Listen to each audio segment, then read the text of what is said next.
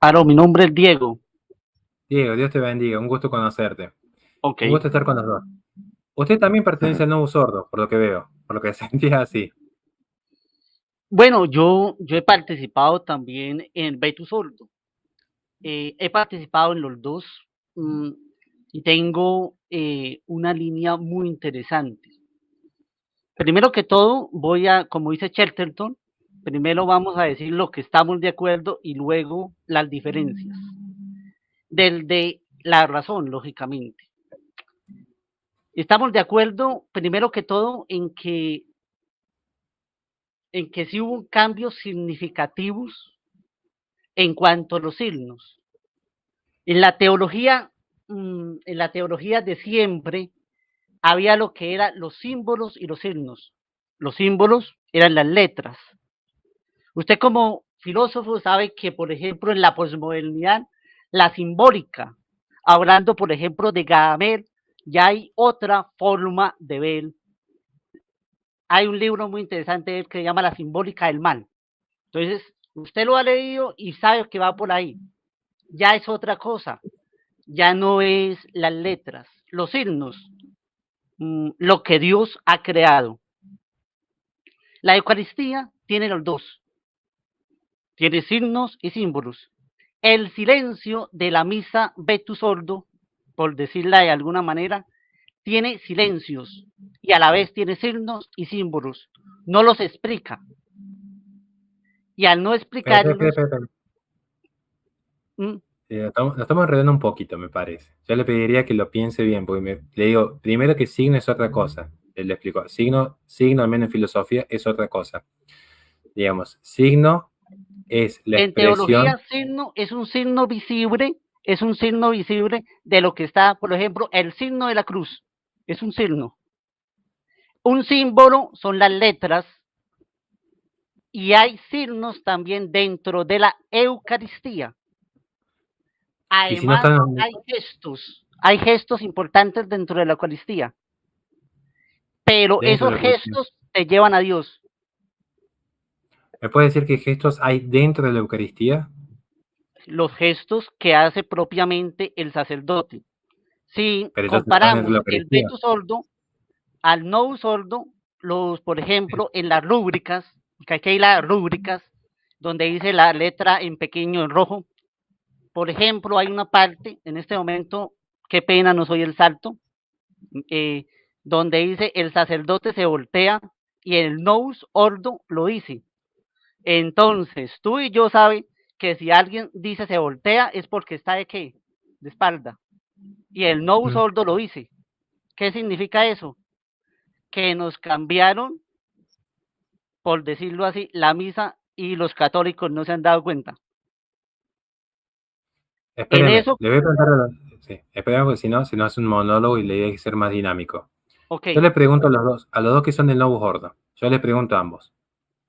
Yo dije en algún momento que dentro del Novus Ordo no podía haber alguna consagración válida para ir poniendo. No, no, no. Bien, estamos de acuerdo. No, vamos, no, a mí me gusta que nos pongamos de acuerdo. Bien.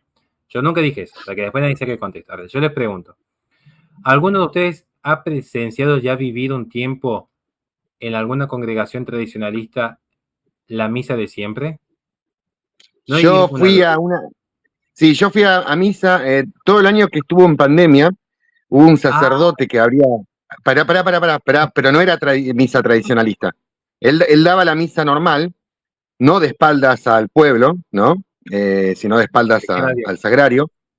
Pero aprovechando que en pandemia no había nadie, éramos 10 gatos locos, dio la misa de espalda al pueblo. En ese Claro. tiempo, ¿no? Casi todo el 2020. No voy a decir cuál es el sacerdote y eso, ¿no? No, Pero claro, yo no ahí estoy está en el contra de la punto. misa, pero yo no Pero estoy en qué contra de la curioso. misa tridentina.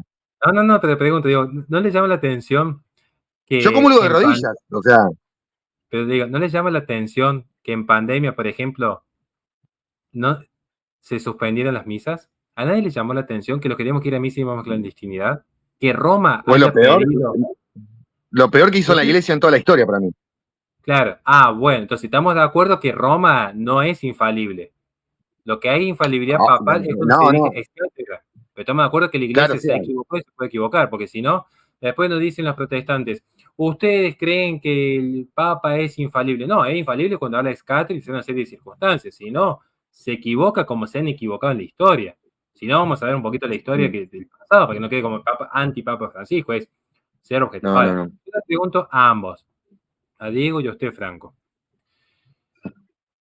Si ustedes van a un rito tridentino, si han participado del rito tridentino, y acá les pregunto, si participan del rito tridentino, ¿qué margen, qué potencia, hablando filosóficamente, en ese acto, potencialmente qué abuso litúrgico puede darse? No, abuso litúrgico ninguno. Lo que se puede dar es un sacrilegio de que la persona comulgue en estado de pecado mortal. Claro, pero abuso Nada más. Se litúrgico. abre abuso No, ninguno. dentro de la Ninguno, porque iglesia. uno de los. Ah, qué pena. Termine. Estaba hablando y No, es que una uno de los peores pregunta. abusos litúrgicos para mí que hay es el asunto de no poner la patena. Porque en realidad yo no veo que el sacrilegio esté en comulgar con la mano. Porque si no, la iglesia te estaría diciendo que estás pecando. No, para déjame terminar la idea. La iglesia se contradice ahora, hoy. No, Hoy la porque iglesia se contradice. el sacrilegio para mí no está que la persona comulgue con la mano, sino que el sacrilegio está. Te repito por la duda, yo comulgo de rodilla y con la boca, no, yo no comulgo con la mano. Yo lo que te digo es que para mí el sacrilegio no está con la mano, sino en que al hacerlo con la mano, las probabilidades de que partículas de Jesucristo o de que el propio Jesucristo se caiga son muchísimo mayores. O sea que como mínimo, comulgar con la mano estaría representando una imprudencia, falta de humildad, falta de adoración y soberbia y poco cuidado con el cuerpo de Cristo. O sea, para mí eso terminaría representando. Entonces el mayor problema termina siendo que ni siquiera ponen una patena. O sea, si pusieran una patena, bueno, después que se la arregle el fiel con Cristo en el asunto de comulgar con la mano, Cristo lo juzgará, ¿no? Yo, como te digo, si vos me preguntás a mí, ¿qué es lo recomendable? Lo recomendable es comulgar de rodillas y con la boca porque es un gesto de humildad, primeramente, y un gesto de adoración. O sea, se adora a Dios postrado. Se puede adorar a Dios de esta manera, ¿no? Pero el postrado es uno de los gestos más externos que hay. Y cuando vemos la historia de la mayor parte de los santos, todos comulgaban de rodillas y en la boca. Yo en eso estoy totalmente de acuerdo y hago eso. Pero como te digo, yo no puedo ir a una persona y decirle, es un sacrilegio que vos comulgues con la mano. Yo no puedo decirle eso. No, Pepe, usted tiene una mujer que es abortista. Usted no puede decir, che, yo a vos como persona te amo y te respeto, pero el aborto te conduce al infierno. ¿Usted no le puede decir eso a una persona abortista? No, pero la iglesia no autorizó el aborto. La iglesia no dice que el aborto es un bien, dice que es un mal. En cambio, la iglesia autorizó la comunión en la mano. Venga, vamos a ponernos de acuerdo en los conceptos. Por ejemplo, para Horacio, ¿qué significa abuso litúrgico y qué significa sacrilegio? Porque podemos estar hablando de diferentes términos, entonces no nos vamos a poner de acuerdo. ¿Para qué significa abuso litúrgico y qué significa sacrilegio? No quiero entrar con tecnicismo. Muy rápidamente, el abuso litúrgico es toda aquella acción cometida por el responsable de llevar adelante el culto, el presbítero, el sacerdote, que va en contra de lo que es el rito establecido por Roma, dentro de los ritos reconocidos. Porque puede haber abuso litúrgico en el rito tridentino, puede haber rito en el Novus Ordo, puede haber en el bizantino. En cualquier rito puede haber abuso litúrgico. El tema es dónde hay más potencia. Por eso yo dije, potencialmente, ¿qué abuso litúrgico puede haber en el rito tridentino? Que es muy taxativo. En el rito tridentino sí hay un abuso que las rúbricas dicen que no se puede hacer y sí se ha hecho. Colocar demasiados santos en esa parte, es decir, demasiados santos le pueden quitar la forma no, que Jesús en el centro sea Jesús. Ese es uno de los abusos que se hacía. Ahora, si la pregunta suya es en cuál de los dos ritos, ¿sí? Porque ahora ya no se puede decir forma porque ya cambiaron el motu propio del Papa. Entonces, ahora hay que decirle los dos ritos, por eso yo hablo de dos ritos. Muy bien. Entonces, lógicamente, hay más abuso en el otro, en el rito del Novus Ordo, aunque me parece muy interesante que el cardenal Fernández haya hecho una nota de que se llama Heltis Bevisques, que habla sobre la variedad de los sacramentos y cómo a veces se abusa de lo que es los sacramentos y de una u otra manera está intentando purificar el abuso de los sacramentos. Algunos pueden llegar a pensar que de pronto es una de arena y otra de cal, es decir, primero Fiducia Súplicas, que para mí fue un documento de lo peor que se ha sacado, y uno litúrgico para después meternos la ordenación de diaconisas. Pero en el fondo, este documento, el último que ha sacado, ha sido una maravilla. Estoy hablando de la purificación de los sacramentos, que poco se le ha dado porque eso no da likes, eso no da aplausos. No, igual eso a mí no, eso de que no, si no tendría este canal que está desmonetizado y hablo temas de filosofía que a nadie le interesa. No sé, yo vengo acá a hablar de lo que sé y ustedes que calculo que algo me saben que hablo de filosofía y no le interesa a nadie. También tema los likes, no, yo hablo de lo que tengo que hablar. Ahora, ¿por qué le dediqué más tiempo a Fiducia Súplicas? Porque que el cardenal Fernández me venga a decir a mí, che, flaco, querido amigo, mira, Cristo está ahí en la Eucaristía. ¿Sí? ¿Qué me estás diciendo que no me dijo la Iglesia en 2000 años? Lo que me llama la atención, por ejemplo, es las innovaciones. Yo les pregunto a ustedes, que sé que tienen una visión más optimista del Segundo Concilio Vaticano II, ¿qué tenían que hacer los masones en el Segundo Concilio Vaticano? ¿Qué tiene que hacer ahora un cardenal pidiendo una mesa de diálogo permanente con la masonería en el Vaticano? ¿Qué tiene que hacer la masonería festejando Fratelli Tutti del Papa Francisco? ¿Qué tienen que hacer los ecologistas festejando que el Papa Francisco dijo que no se puede dudar del cambio climático antropogénico? ¿Qué tiene que hacer el Papa Francisco diciendo que es un acto de amor ponerse algo en el cuerpo que no estaba sujeto a experimentación en los 15 años que corresponde todo proceso de, ya saben qué proceso, no lo puedo decir al aire? Eso es lo que yo estoy cuestionando. ¿Y esto qué pasa? Bueno, empieza siendo una desviación en lo litúrgico, porque pastoralmente se ha cambiado la doctrina, porque si vamos a los papeles me van a decir, no, mira, el Segundo Concilio Vaticano me dice que de preferencia el latín, que el canto gregoriano, que la solemnidad. Ahora, yo le pregunto a ustedes, piensen en sus propias iglesias. Ustedes están en una iglesia que fue construida antes o después de 1970. Para que vean que no me voy a equivocar en esto. La iglesia a la que ustedes van, ¿se construyó antes o después de 1970? La capilla donde yo voy, la verdad que no sé cuándo se construyó, pero sí, tiene pinta de 1950, como muy vieja. Bien. ¿Dónde está el sagrario? Al centro, que uno entra a la iglesia, lo ve al centro. No, al costado. Un costadito. A Cristo lo pateamos a un costado. ¿Y dónde queda el centro ahora? El antropocentrismo. ¿Quieren verlo filosóficamente? El sacerdote que diciendo yo soy el más bueno de los buenos, de los buenos, de los buenos, estoy acá al centro. Ya no es Cristo el centro, tampoco los santos o las imágenes. No, ¿qué es lo que es el centro? La persona. ¿Eso saben cómo se llama en filosofía?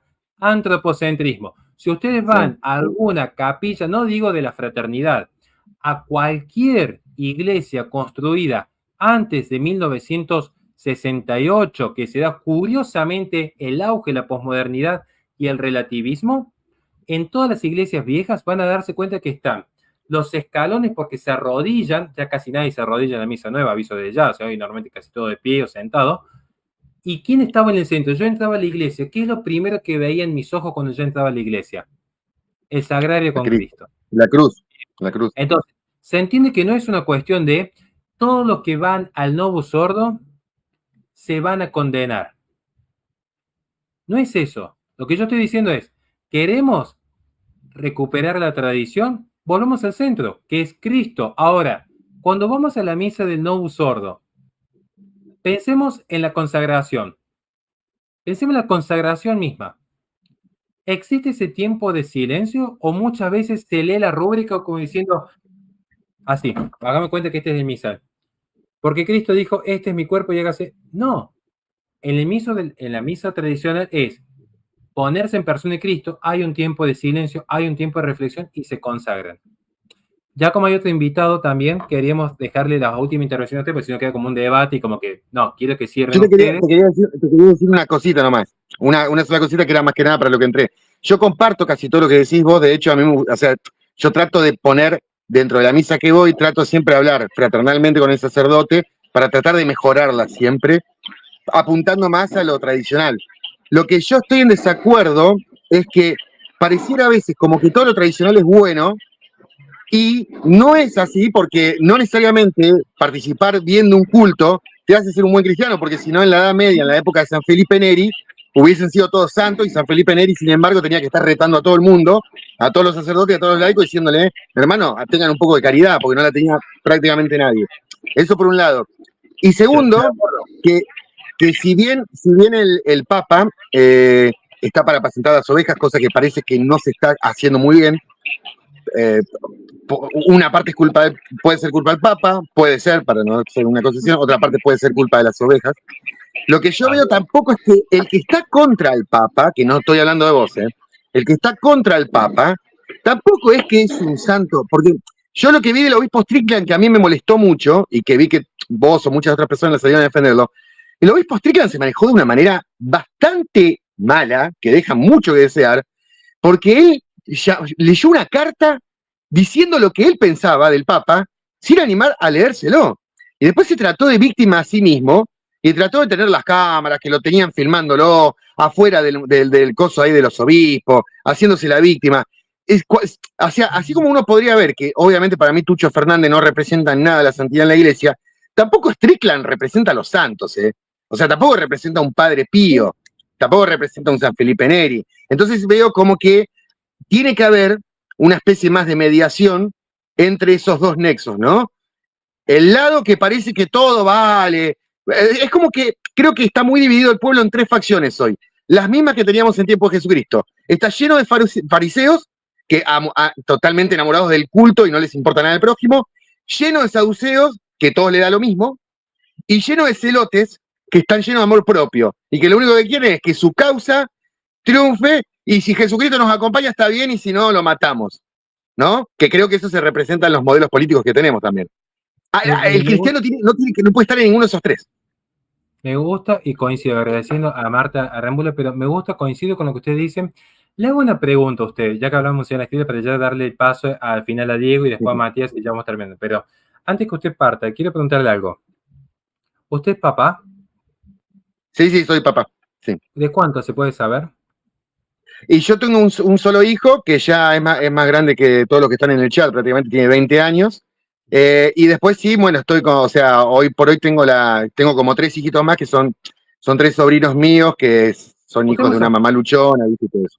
No, me gusta, yo coincido, pero usted sabe que si usted me sigue diciendo, sabe que yo soy de los que más ha defendido el entrar al barro. Sí, tranquilo, vaya, Matías. Soy papá de un solo hijo, arrepentido de no haber tenido más, que quede claro eso. No, pero usted sabe que yo soy de los que definen que yo jamás voy a ir a juzgar a nadie, al contrario, nos metemos a ayudar a la gente cuando podemos, mamá soltera, lo que sea, estamos de acuerdo. Pero le pregunto por qué. Usted, por ejemplo, me dice, tiene estos 3 sobrinitos. Supongamos que uno de los sobrinitos a usted le falta el respeto en su autoridad. Dice, no, Franco, perdón, no quiero usar mala palabra, es una mala persona, no quiero usar ningún insulto.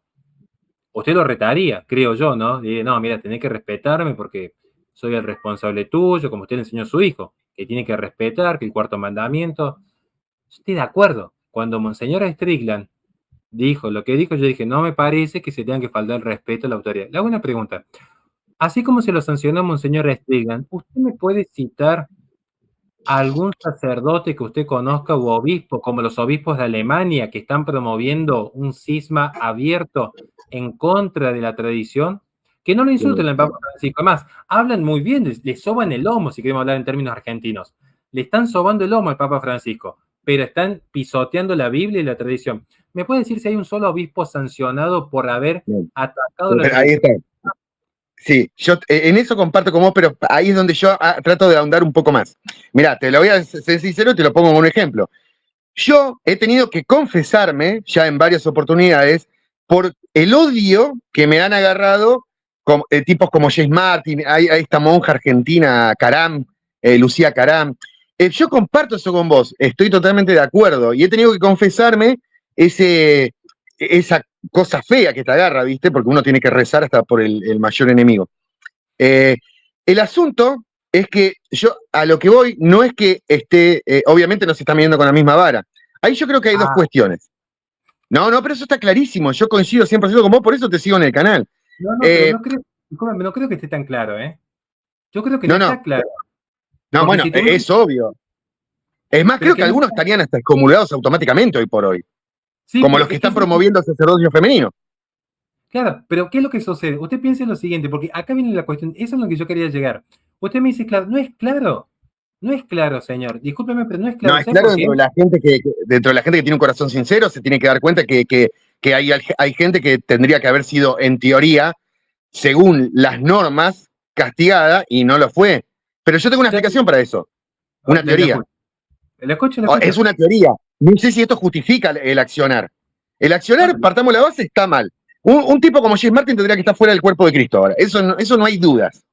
Bueno, ahora lo que yo siempre pensé, porque siempre me he puesto a tratar de analizar por qué el comportamiento del Papa. Y tratando siempre desde un sesgo, ¿no? Buscando desde un sesgo de positivo, no un sesgo negativo. Y a veces me puse a pensar también, digo, ¿qué pasa, por ejemplo, si mañana él excomulga a James Martin y lo manda a retirar de la iglesia? Hoy por hoy, con todos los medios de comunicación que hay. James Martin dice, no me voy de acá. Los medios de comunicación se van a poner del lado de James Martin. Me parece, o sea, y lo mismo en Alemania. No, espéreme, yo le respondo. Acá está Flor de y Nahum. Acá está Flor de y Nahum, que le mandan saludos y yo le mando saludos a ellos. Y después lo escuchamos y digo, ¿sabe qué es lo que pasaría si los excomulgan? ¿Saben qué es lo que pasaría si los excomulgan a James Martin? Lo que hizo la iglesia cuando todavía tenía algo que se llamaba amor por Cristo, que fue en la época de Arrio, porque en la época de Arrio los arrianos superaban ampliamente en número y tenían protección política, porque yo conozco justo esta mañana, a ver, Nahum, por favor, que yo esta mañana te voy explicándoles a Arrio, ¿qué fue lo que les dije de Arrio? ¿Quién defendió a Arrio? ¿Quién defendió a los arrianos? Arrio era un sacerdote que tenía a toda Alejandría bajo su poder, y el que se enfrentó fue un simple obispo llamado Alejandro, que luego va a venir San Atanasio, pero fue Alejandro el que se enfrentó a Arrio, y Arrio era como James Martin hoy, toda la popularidad, todos los medios de prensa, todo el poder. Me parece que es peor. La iglesia dijo, no, por corrección política, porque van a hablar mal de nosotros, dijo, aunque seamos un remanente fiel, lo que es la verdad. No les importó la opinión. Ahora a la iglesia, ¿qué le importa? No, que el cambio climático. Entonces, pero está bien, yo coincido con vos y yo creo que o sea, para mí lo de James Martin es peor, porque de última lo de Arrio podría uno decir que no tenía todavía el concepto filosófico, porque en ese tiempo, como decían, nosotros queremos ser pescadores y no filósofos. Tuvieron que hacer filosofía para poder explicar el dogma. Entonces uno podría decir, bueno, Arrio en su ingenuidad o en su soberbia por no querer aprender, evaluaba toda esa teoría de que Jesucristo en contra de la Trinidad. Estamos de acuerdo en eso. James Martin para mí es peor todavía porque él quiere cambiar a Dios, lo quiere pervertir, o sea, él quiere hacer una imagen de un Dios incorruptible y la quiere hacer una imagen de un Dios corrupto. Para mí es peor. Pero lo que pasa, que la gente en la época de Arrio o en la época de la Edad Media o cuando los turcos querían invadir Europa y todo lo que vos quieras, el cristiano, la mayor parte de los católicos tampoco hubiese permitido el cierre de las iglesias. Con lo cual, el cierre de las iglesias para mí mostró la cantidad de verdaderos católicos que hay hoy. Entonces, ahí es donde tenemos un problema también, que es lo que a veces que ahí aún me corrigió como que es hipótesis. La hipótesis mía a veces es si el Papa no está ganando tiempo. Porque yo creo que Julio Membiele, viste que hizo la profecía del Papa ambiguo, el ambiguo para adentro, que no iba a cambiar el dogma, el magisterio, pero que iba a ser un papa del marketing exterior, ¿no? Yo veo que si por ahí el papa pisa el acelerador, cosa que no creo que lo haga, él no sé por qué, no estará dispuesto a afrontar las consecuencias de eso. Por un lado, tanto él como que no quiere cargar por ahí con lo que sería la sangre de las ovejas, por decirlo de alguna manera. Porque como decía, si el papa agarra y dice, ¿te acordás cuando fue el nenito este que le preguntó a mi papá que era musulmán? Se murió, ¿se fue al cielo? Le preguntó al Papa. Y el Papa le dijo, si fue bueno, sí. Bueno, tampoco le iba a poner a dar una explicación dogmática al nene, ¿no? Porque capaz el nene se largaba a llorar. Pero a lo que voy es, si el Papa mañana sale y dice, el Islam está mal y es una herejía, ¿qué pasa con los cristianos de Irak? Bueno, perfecto. Y vos me vas a decir, van a morir por Cristo.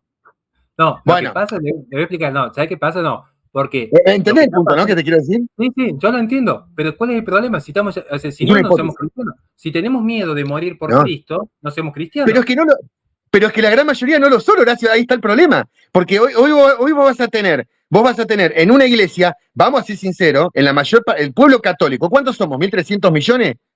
¿Cuántos practican de esos 1.300 millones? Y de los que practican, ¿cuántos realmente creen que Jesucristo está vivo en la Eucaristía? Se confiesan para comulgar. Queda un porcentaje reducidísimo. Pero yo creo que está surgiendo una nueva evangelización, ¿eh? Y por ahí el tiempo es el que Dios está dando, justamente. Bueno, ¿Me entendés lo que te quiero decir? Sí, sí, sí, y me gusta. Y sabes que lo queremos escuchar también a Diego, así que yo lo saco un ratito de sala, pero le dejo no hay problema. Mi próximo vivo.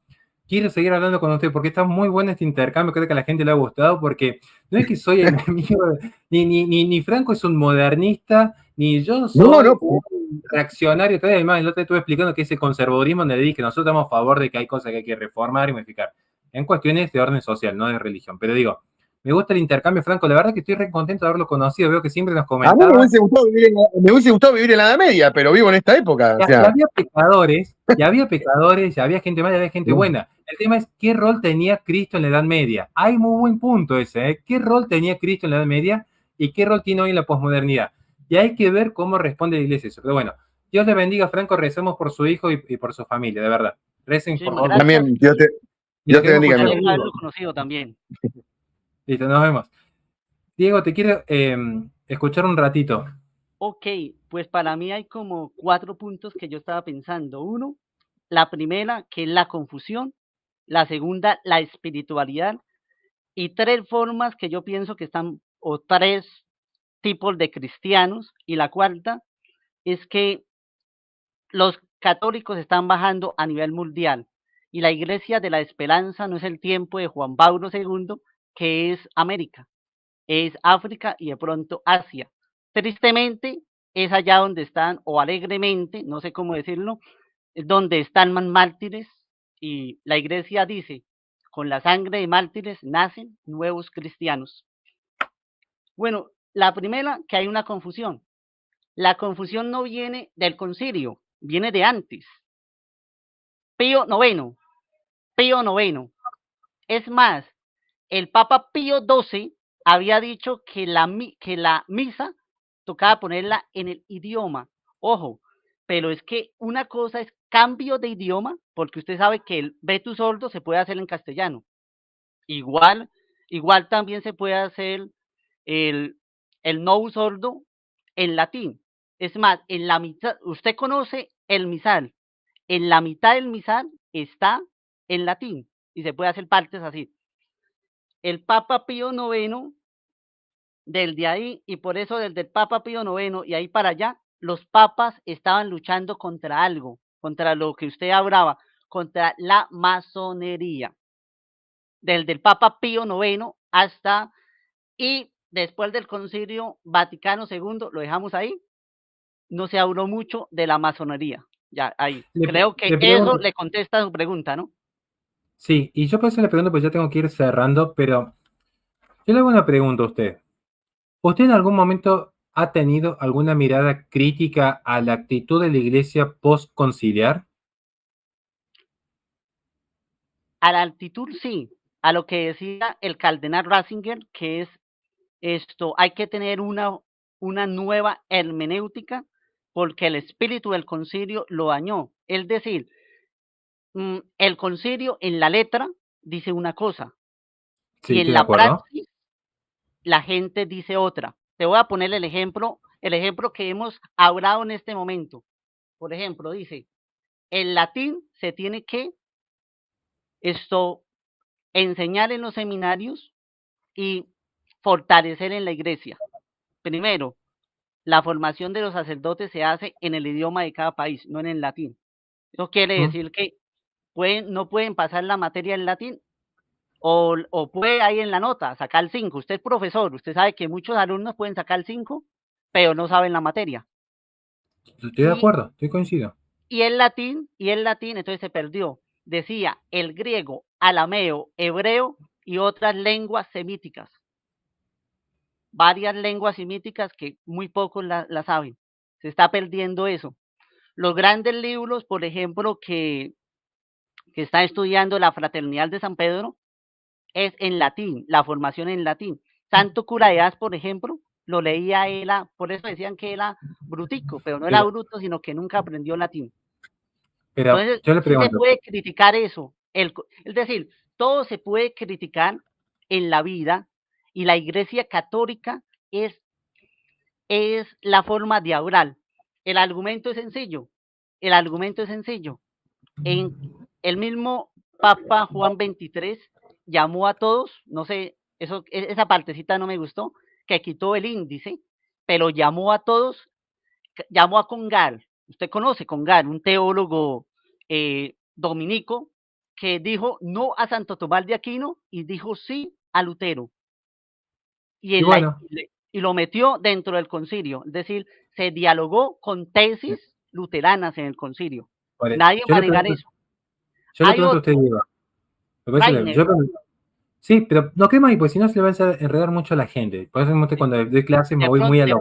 De pronto estoy hablando muchos términos. Finalmente, para acabar rápido, en la espiritualidad es, dependiendo si usted ve tu sordo o no un sordo, qué tanta espiritualidad tiene y qué tanto amor hacia el otro puede tener. Porque, a ver, yo veo gente del Betu sordo que yo veo que no son verdaderamente católicos, porque veo por la acción, es decir, no sustancialmente, sino accidentalmente, para que nos entendamos en términos aristotéricos. O sea, usted ve, por ejemplo, no, pero quiero entenderlo, porque si no se nos va a ir. Quiero entenderlo. Primero, porque acá toda esta discusión empieza, estamos viendo que resulta ser que hay influencia protestante y masónica en el Segundo Concilio Vaticano. Entonces estamos viendo que la raíz del árbol, la semillita, ya viene un poquito envenenada. Precisamente por la masonería, digamos, ¿no? O sea, resulta que digo que la semillita del árbol está envenenada. Pero después pretendo sacar buenos frutos de este árbol envenenado. ¿No le parece un poco contradictorio? No, porque si vamos al Evangelio no es contradictorio. Si usted va al Evangelio, dice Jesús, no podemos sacar la mala hierba porque vamos a quitar el trigo. Esa es la parábola de la cizaña, ya la analizamos filosóficamente acá.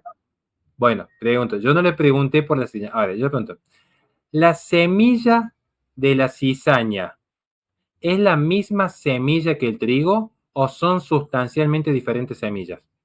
Son diferentes totalmente. Bien, yo le estoy preguntando es, si yo tengo la semilla de la cizaña, que veríamos que está implantada en el Segundo Concilio Vaticano con la presencia de la masonería, ¿yo puedo esperar que de la semilla de la cizaña salga algo que no sea cizaña? No, lógicamente, hasta alguien que sea del campo sabe que no va a salir otra cosa diferente a lo que se plantó. Otra cosa será esperar el momento de la siega. Yo no estoy diciendo acá es cierren las iglesias después del Concilio Vaticano II, son todos unos herejes. No, yo nunca dije eso. Yo estoy diciendo es, objetivamente, ¿cuáles son los frutos del Segundo Concilio Vaticano? Objetivamente. Si yo me voy... Hay un fruto muy importante, que es que los ¿Uno católicos, o muchos? Del Concilio Vaticano II, rápidamente, Sí.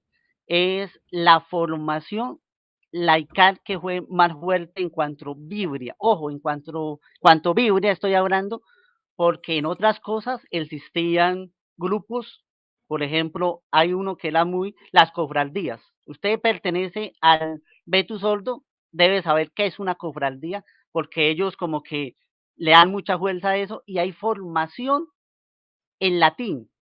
Hay formación en latín. Yo conozco gente del Betu Sordo, soy amigo de muchos, y he ido gente que te puede conjugar los verbos más difíciles del latín, que a mí me toca mirarlos en la y no solo eso, sino, por ejemplo, porque no es es decir, para salvarse no se necesita ser intelectual. Hay santos en la iglesia que no eran intelectual, es más, que podían decir cosas hasta en contra de la iglesia católica, pero la forma como eran, y es decir, lo que decían no lo decían por maldad. San Anselmo, San Martín de Porres. ¿Sí? Entonces, salvaron, pero yo le estoy preguntando es, Porque usted me está diciendo que está reconociéndome la presencia masónica en el Segundo Concilio Vaticano.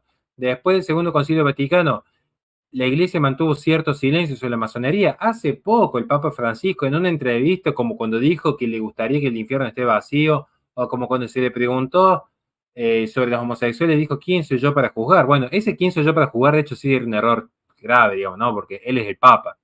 Si él no me va a decir a mí qué es lo bueno, qué es lo malo, entonces, ¿para qué está? Digamos, o sea, me agarro yo, me hago protestante y digo, yo mismo interpreto la Biblia a mi gusto y me antojo, total. ¿Quién es el Papa para juzgar? Si el Papa a mí me dice que el aborto es malo, ¿quién es el Papa? No, el Papa es el que te juzga, el que te está diciendo, che, este es bueno o es malo. Pero el Papa mismo me dijo, ¿quién soy yo para juzgar? Entonces, el mismo Papa reconoció que no está para juzgar a nadie. Entonces, si él no está para juzgar a nadie, me llama la atención por qué sí juzgó, por ejemplo, a obispo Strickland, al cardenal Burke. Usted me habló del remanente fiel en África. Es A mí curioso, no me porque en gusta África... la expresión remanente fiel porque se puede confundir con el protestantismo. Es un Pero gusto, el remanente fiel, de hecho, es es más un bíblico de lo gusto, que uno pero lo cree. dice la Biblia. Si usted me va a citar la Biblia, lo dice la Biblia. Sí, Por eso estoy de digo, es acuerdo. un gusto. Pero ¿es o no es bíblico que va a quedar un remanente fiel al final? El catecismo lo dice. Es Bien, bíblico bien. y es doctrina de la Iglesia Católica. Que no Entonces sabemos está en mal qué usarlo. momento es, no lo sabemos. No, Entonces pero me está de acuerdo, parece está que de es acuerdo. cuestión apresurada decir que ya estamos porque la Iglesia ha pasado por muchas dificultades No, yo no digo que y, estemos ahora. y creo que, bueno, Yo y no dije que creo que hoy está ahí. queda un remanente fiel porque hoy, objetivamente, los católicos más practicantes, en términos generales, están en el África. Sí, yo lo dije. ¿Sí? Y estamos de acuerdo. Curiosamente, en el África nos estuvo predicando Monseñor Lefebvre. Sí, también estoy de Ah, acuerdo que se le ha dado muy duro a Monseñor Febrero, sí. bien. Yo le pregunto, para ir cerrando, le hago una pregunta porque yo sé que usted pertenece al Novus Sordo. Yo no tengo mucho contacto con la gente del Novus Sordo, así que aprovecho estos momentos para ir conociendo.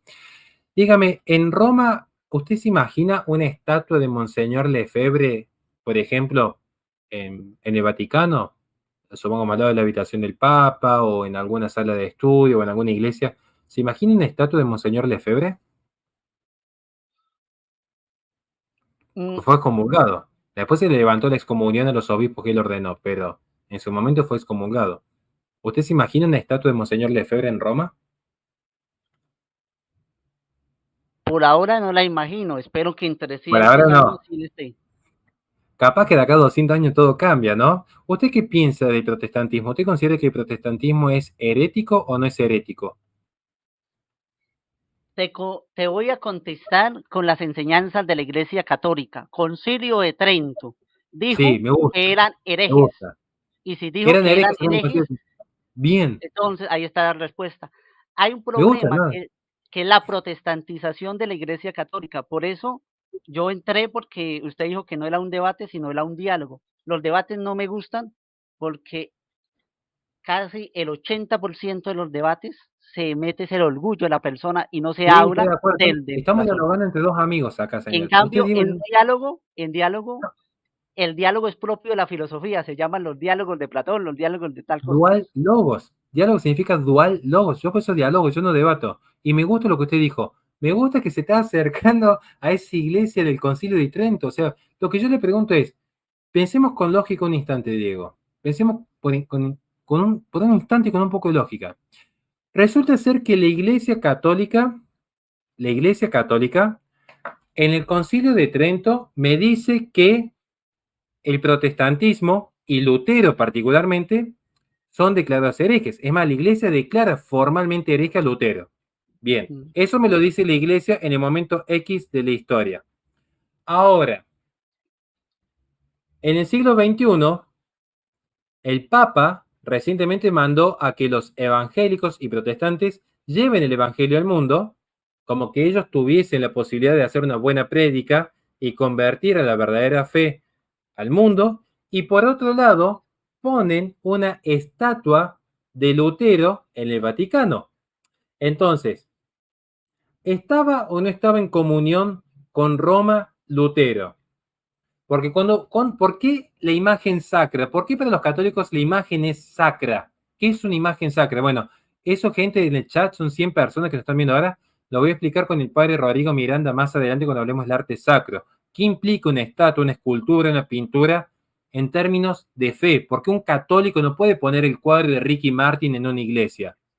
¿Por qué no podría poner yo un cuadro de Ricky Martin? Por más que haga buena música para algunos.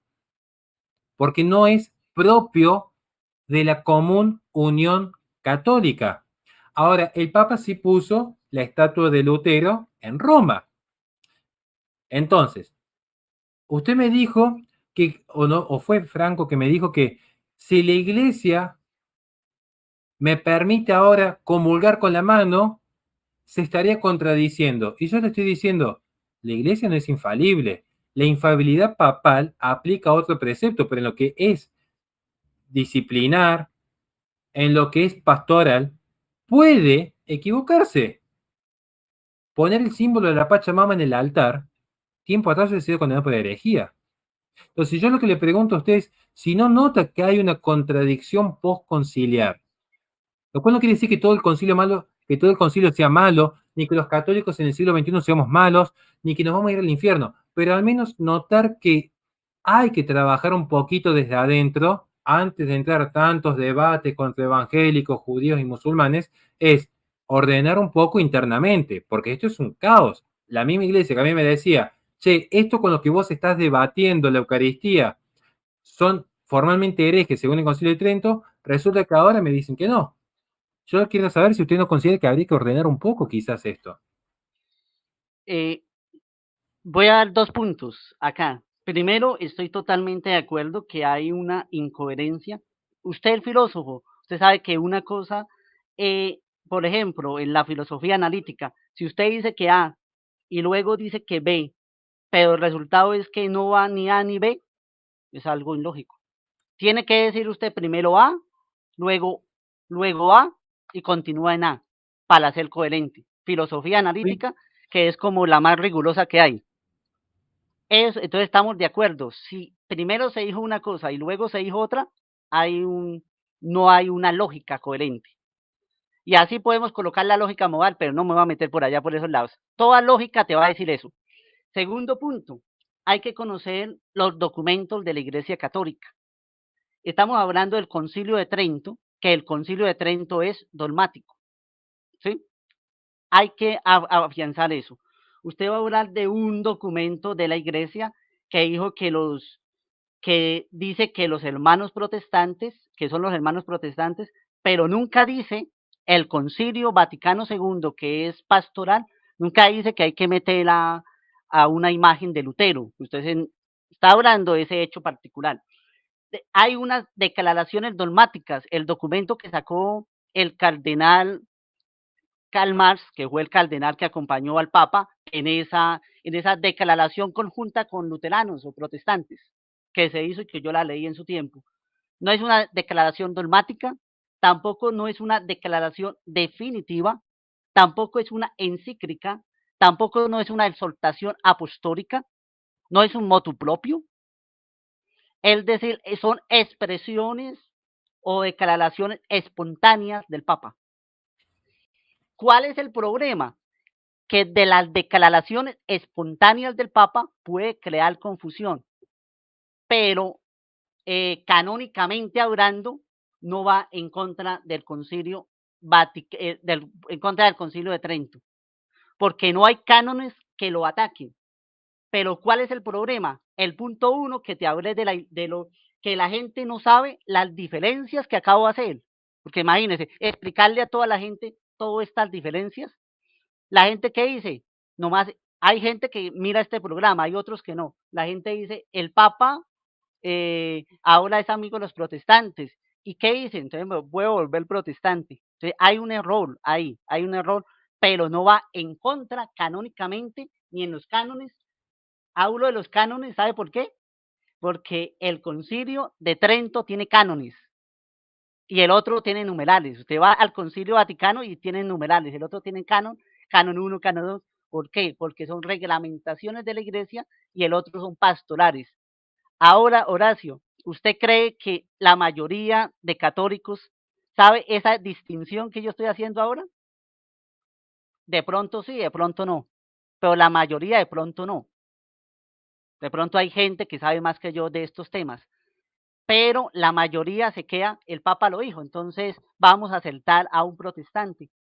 Y en el común denominador que dice la gente, en la iglesia protestante o la iglesia católica hablan igual, allá hablan de Dios y escuchan esto, porque esto lo han utilizado los protestantes para atacar a los católicos. Y yo frente a eso me quedo callado, porque un católico le queda difícil entender cómo se utilizan los códigos, perdón, los documentos de la Iglesia Católica. Ahora te digo, un concilio tiene cánones, el Concilio de Trento y la declaración conjunta, que fue una declaración espontánea. Después de las declaraciones espontáneas, ahí dentro de las declaraciones espontáneas vienen lo que son las entrevistas, que también son declaraciones espontáneas. ¿Qué quiere decir? Que canónicamente no tienen fuerza. Pero sí tienen para que la gente escucha esas cosas y se confunde. El Papa ha dicho muchas cosas que no son documentos propios. Es más, hasta las mismas encíclicas, usted ha criticado varias encíclicas que son documentos más elevados. Y si hay errores de mi postura de encíclicas, Laudato Si, exhortación Amoris Laetitia, que va más abajo, pero no encontramos errores en las declaraciones dogmáticas ni en las declaraciones definitivas, que es la infalibilidad del Papa, y también se mete un poco lo que es la infalibilidad de la Iglesia. Ahí en las dos. Yo creo que más o menos redondeé para explicarle a usted pero esas cosas no las conoce la mayoría de personas. Entonces la gente se puede confundir. Estoy totalmente de acuerdo y quería remarcar eso. Cuando me preguntan por qué no sos antipapa, porque reconozco que la asistencia del Espíritu Santo sigue obrando en lo que hace al magisterio definitivo en términos de dogma. Luego, que alguien pueda errar, yo tengo dos opciones ante un error. O abrazo el error y erro con el hermano, o simplemente lo analizo, lo expongo y al menos en mi fuero íntimo lo intento corregir. Entonces, si yo tengo que seguir la lógica del cambio climático antropogénico, por ejemplo, estoy invitando a Pécator ahí que me estaba diciendo que yo soy funcionario del protestantismo. Ahora uno le dice, vení, entra, decímelo acá, demostrame cómo yo puedo ser funcionario del protestante, siendo que reconocemos la autoridad del Vaticano, porque si no la reconociera, estaría haciendo este programa, me estaría diciendo simplemente en mi fe o en mi religión yo creo esto. Nada más. Es que yo entiendo a la gente que dice que es, a mí también me han dicho protestante, yo tengo un canal, bueno, que se llama así como dice Pensamiento Serio, y la gente a uno le dice que es protestante porque dicen que protesta contra algunas cosas de la iglesia y confunden la palabra protesta con los protestantes y no tiene nada que ver, nada, aunque históricamente muchos que estuvieron con Lutero sí hicieron protestas en Alemania y por eso se llama protestantismo, pero ellos no utilizan eso, utilizan otra forma. Ya tengo que cerrar, ahora lo voy a hablar sobre así que le agradezco un montón y que Dios te bendiga, Diego. Ok, espero que te haya gustado la conversación. No, sí, muchísimo. Pasamos ya para cerrar con Pecador Justificado. Nos vemos. Cuídate mucho, Diego. Bueno, listo, claro que sí. Chao, chao. Dios te bendiga enormemente. Estamos con los tiempos justos y